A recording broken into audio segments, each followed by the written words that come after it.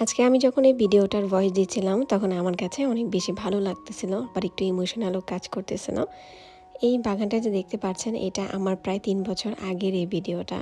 হঠাৎ করে mobile check করে দেখলাম যে এই ভিডিওটা আমার এখনও গ্যালারিতে আছে, তাই ভাবলাম আপনাদের সাথে জিনিসটা শেয়ার করি। যখন আমি এই চেরি টমেটো গাছগুলো লাগিয়েছিলাম, মাশাআল্লাহ এত পরিমাণ ফলন এসেছিল।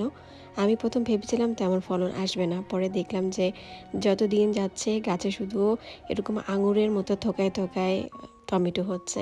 আমি তো শুধু অপেক্ষায় আছি কবে সামারটা শুরু হবে, আবার নতুন করে আমার বাগানটাকে সাজাবো আর আপনাদের সাথে সুন্দর সুন্দর ভিডিও শেয়ার করব।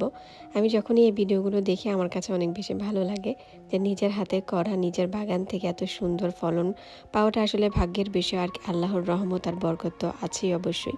দেখবেন যখন শখ করে আপনি কোনো জিনিস করেন এবং সেখান থেকে যদি এরকম পরিপূর্ণভাবে ফলন পান, তখন কিন্তু নিজের কাছেও একটা ভালো লাগা কাজ করে। ঠিক আমার কাছেও এরকম ভালো লাগা কাজ করেছিল যখন আমি এগুলো হারভেস্ট করেছিলাম। তো আশা করছি ছোট্ট একটা ভিডিও আপনাদের সবার কাছে ভালো লেগেছে। সবাই ভালো থাকবেন। আল্লাহ হাফেজ। আসসালামু আলাইকুম সবাইকে।